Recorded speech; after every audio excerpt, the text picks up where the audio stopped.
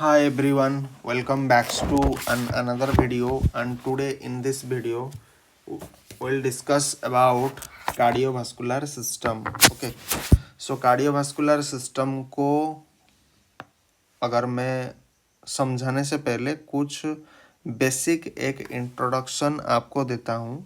देखो, cardiovascular system generally क्या होता है, इसमें हार्ट के ऊपर हम स्टडी करते हैं।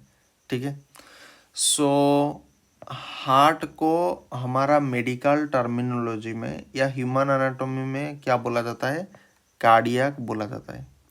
ठीक है, जैसे अगर मैं बात बताऊं, ये एक कॉमन टाइप जो आपको पता होना चाहिए। देखो, जैसे अगर मैं बताऊं, हार्ट को हम मेडिकल लैंग्वेज में क्या बोलते हैं, कार्डियक बोलते हैं। क्लियर। उसी तरह से हम लंग्स को क्या बोलते हैं, pulmonary.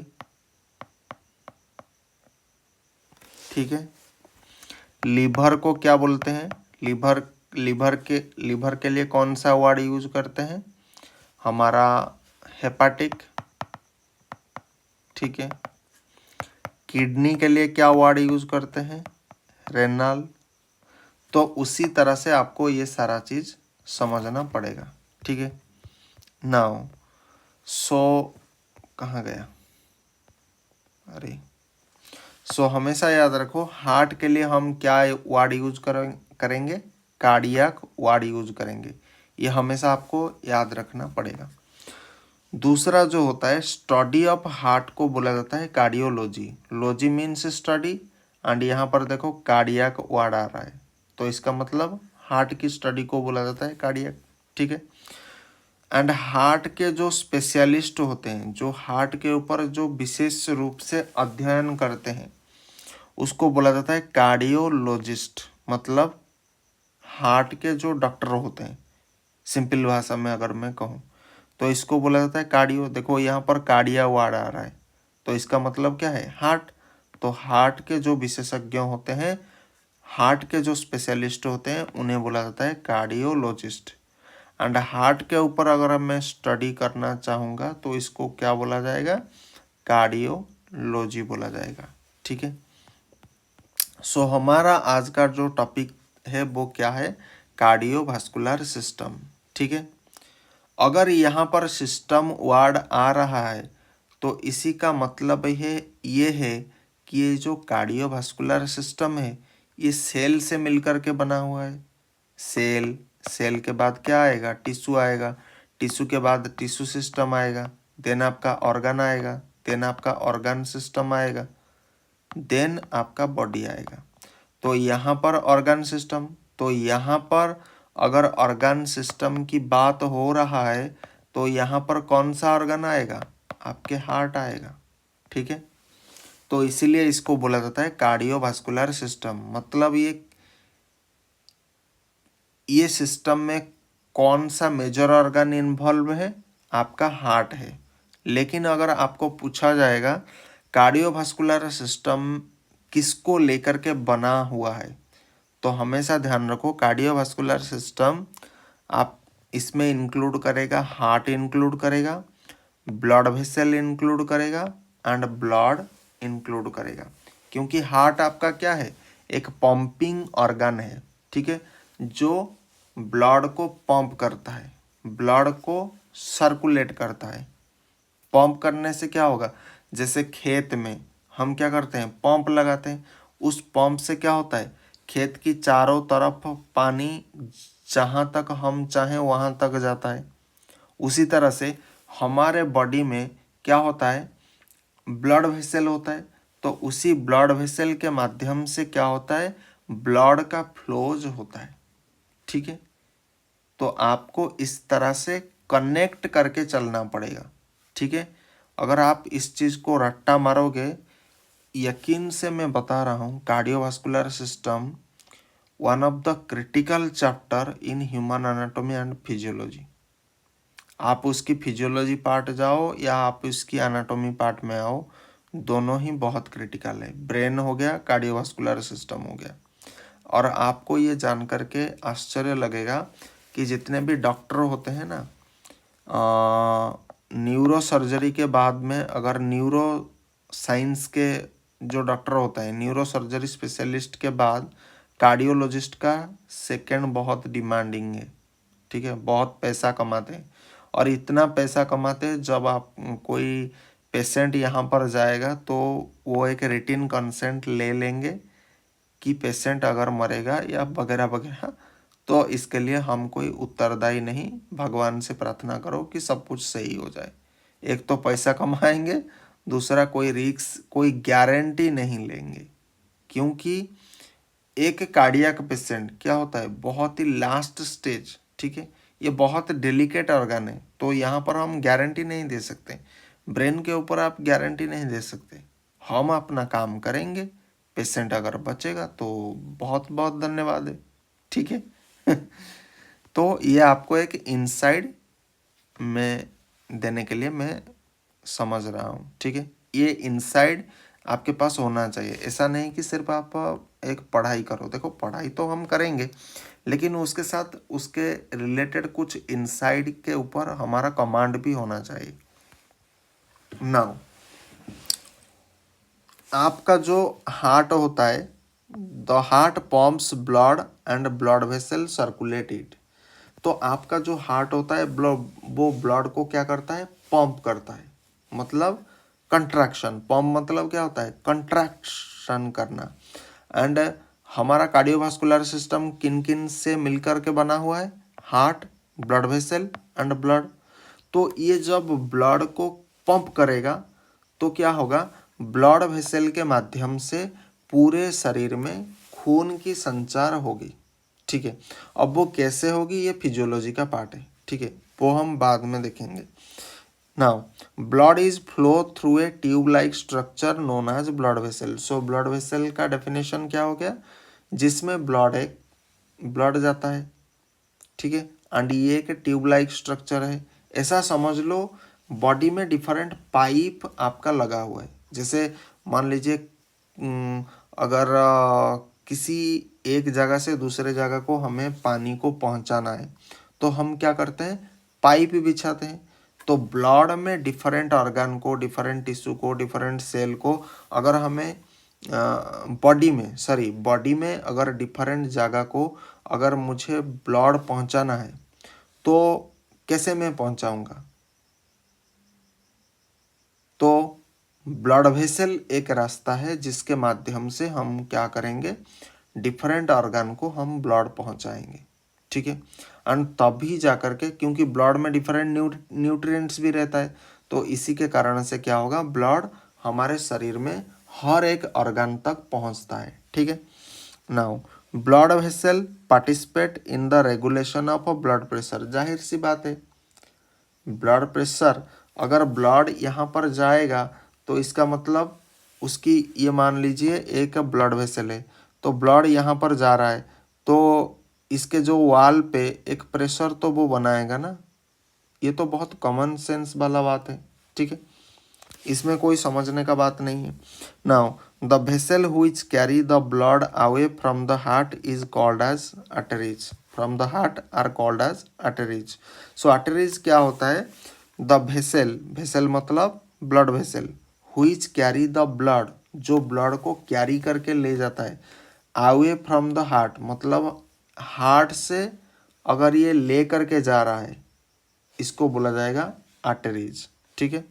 The blood vessel which carry the blood away from the heart, heart से अगर मतलब हार्ट से बॉडी की और बॉडी के डिफरेंट एरिया को अगर कोई ले रहा है तो इसे बोला जाएगा arteries.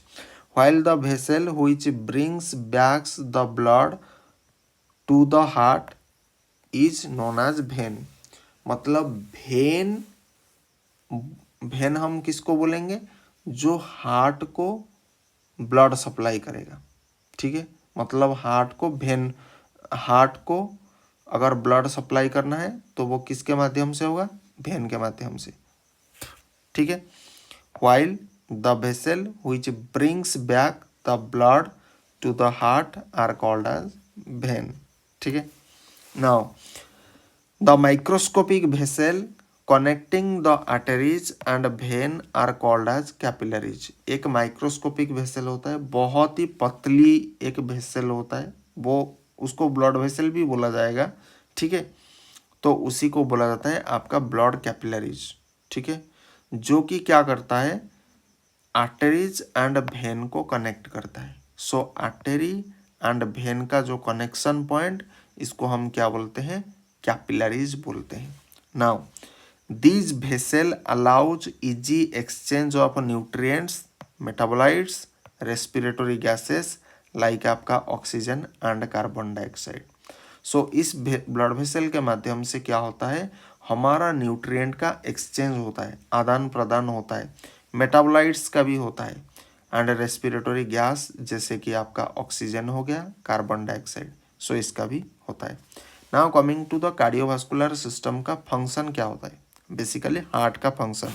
So cardiovascular system performs the following function, transport of nutrients to different parts of the body. हमारे बॉडी में डिफरेंट पार्ट होता है, जैसे ब्रेन होता है, जैसे लिम्फेटिक सिस्टम होता है, जैसे हमारे लेग्स होता है, अपर आर्म, लोअर आर्म, ये जितने भी होता है डिफरेंट पार्ट, किडनी हो गया, आपका डाइजेस्टिव जितने भी सिस्टम होता है, हर एक सिस्टम को हमें चाहिए।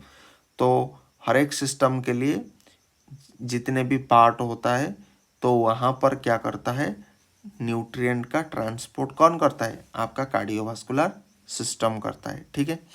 Now remove waste product of metabolism from organ and tissue of the body. हमारे बॉडी में जितने टिश्यू होता है, जितने ऑर्गन होता है, तो वहाँ पर जो भी वेस्ट प्रोडक्ट होता है उसको रिमूव करने का काम भी आपका कार्डियोवास्कुलर सिस्टम यहाँ पर भी करता है। Now it is responsible for gaseous exchange in the lungs, that is intake of oxygen and elimination of carbon dioxide.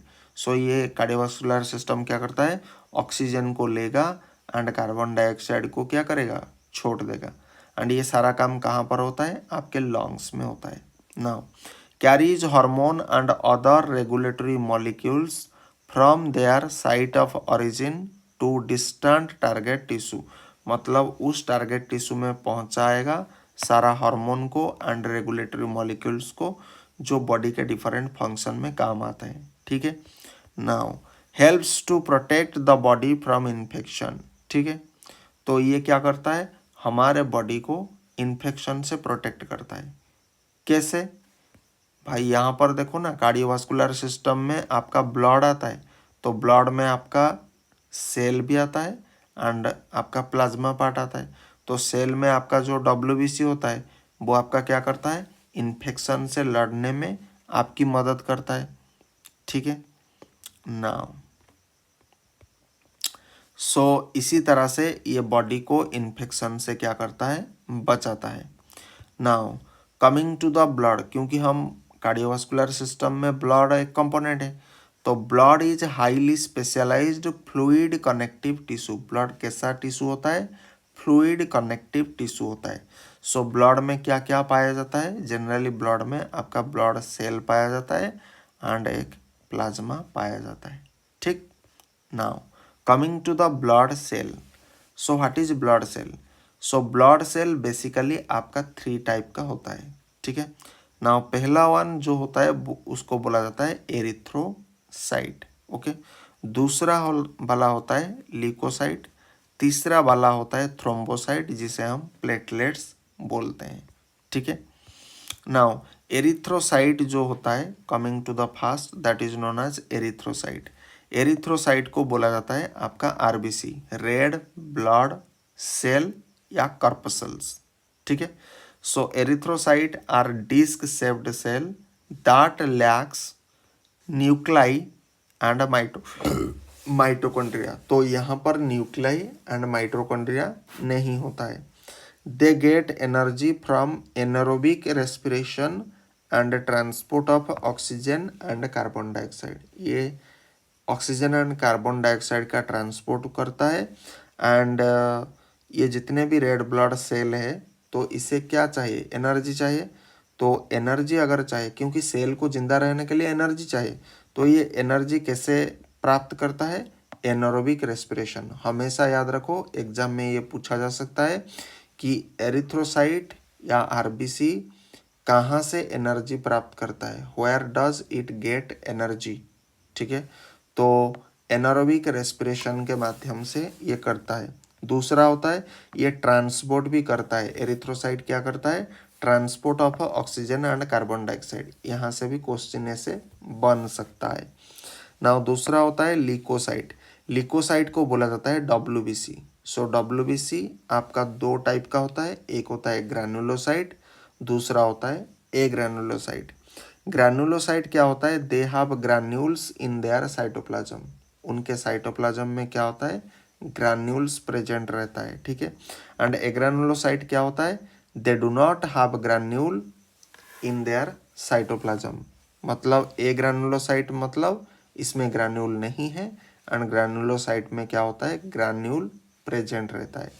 कहाँ पर, साइटोप्लाज्म में। ठीक है, नाउ टाइप्स ऑफ ग्रैनुलोसाइट अगर हम देखेंगे तो टाइप्स ऑफ ग्रैनुलोसाइट में आपका आता है पहला वाला जो होता है न्यूट्रोफिल होता है। ठीक है, न्यूट्रोफिल को क्या बोला जाता है, they are called neutrophil because their granules have no affinity either to eosin जो कि होता है pink, to red stain, and haematoxylin जो कि होता है ब्लू टू पर्पल स्टेन।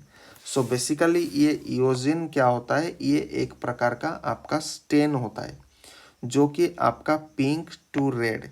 हमेशा याद रखो, इसके ऊपर आपका क्वेश्चन पूछा जा सकता है कि इयोसिन एक पिंक टू रेड होता है, एंड हेमाटोजिलिन जो होता है वो ब्लू टू पर्पल स्टेन होता है।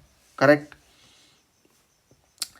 And they have a multi-lobed nucleus and play an important role in phagocytosis of bacteria and dead cell। ये क्या करेगा, डेड सेल जितने होता है एंड हार्मफुल जो बैक्टीरिया होता है उनको क्या करेगा, खा जाएगा न्यूट्रोफिल। तो इसीलिए इसे नेचुरल इम्यूनिटी भी बोला जाता है। ठीक है, 10 इम्पैक्ट नेचुरल और इनेट इम्यूनिटी। इनेट इम्यूनिटी का जो मतलब होता है उसे बोला जाता है नेचुरल इम्यूनिटी। हमेशा मेडिकल टर्मिनोलॉजी पर आप ध्यान दो। ठीक है, इनेट का मतलब होता है नेचुरल। ठीक है, न्यूट्रोफिल्स, अच्छा इसे नेचुरल इम्यूनिटी क्यों बोला जाता है, क्योंकि ये फागोसाइटोसिस होता है। ये माइक्रो ऑर्गेनिज्म को, बैक्टीरिया को खा जाएगा, उसे एनगल्फ कर लेगा, मतलब इसे एनगल्फ कर लेगा और बाद में इसे डिस्ट्रॉय कर लेगा। ठीक है, नाउ यहाँ पर देखो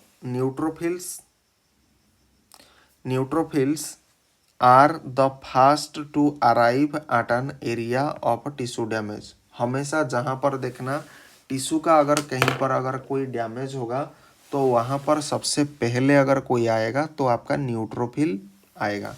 ठीक है, ये बात आपको जाननी चाहिए। दूसरा होता है मेडिकल टर्म्स, कुछ टर्म है जो आज हमें जानना है। इनेट इम्यूनिटी का अर्थ होता है नेचुरल इम्यूनिटी। देन फागोसाइटोसिस का मीनिंग होता है एनगल्फ करना, मतलब किसी चीज़ को खा लेना। ठीक है, एंड डिस्ट्रॉय बैक्टीरिया। ठीक है, मान लीजिए एनगल्फ किस प्रकार से, मान लीजिए ये एक स्ट्रक्चर ऐसा है तो इसी को एनगल्फ करना मतलब ये इसी तरह से हो जाएगा। ठीक है, सॉरी, ये इसी तरह से होगा। बाद में ये क्या करेगा, बाद में ये यहाँ पर इसी चीज़ को ये ऐसे कर देगा। मान लीजिए ये एक बैक्टीरिया है। ठीक है, ये एक बैक्टीरिया है तो ये क्या करेगा, अब इसको ऐसे खा जाएगा तो ये अंदर की तरफ आ जाएगा, ये ऊपर की तरफ चला जाएगा। तो ये क्या कर लिया, इसको अंदर निगल लिया। तो इसी चीज़ को बोला जाता है फागोसाइटोसिस। ठीक है, एंड उसके बाद इयोजिन होता है। इयोजिन क्या होता है, this is a type of a pink to red stain used in lab. Scientist use is to to look at the cell under a microscope.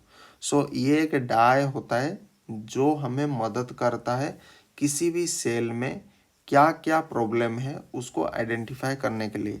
And दूसरा होता है हेमाटोक्सिलिन, अनदर स्टेन जो कि ब्लू और पर्पल कलर के बीच में होता है।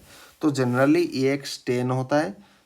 इयोजिन क्या होता है आपका पिंक टू रेड, एंड हेमाटोजिलिन जो होता है वो ब्लू टू पर्पल होता है। ठीक है, सिर्फ आपको इतना याद रखना है, बाकी सारे चीज़ जब आप एडवांस लेवल में पढ़ोगे तो आप इसके ऊपर डिटेल में स्टडी करोगे। ओके, फिलहाल के लिए आपको अगर पूछा जाएगा, हालांकि मुझे नहीं लगता है इतना डीप जा कर के क्वेश्चन पूछेगा, लेकिन फिर मैं आपको जानने के लिए ये बता रहा हूँ। ठीक है, इतना जानना भी आपके लिए सफिशेंट है। ठीक है, सो आपको अगर किसी भी प्रकार का डाउट है तो आप कमेंट बॉक्स में पूछ सकते हो। If any doubt, please do let mention in the comment section below. I'll see you guys in tomorrow next upcoming video. Till then, bye bye. Thank you. Jai Hind. Vande Mataram. Thanks for watching.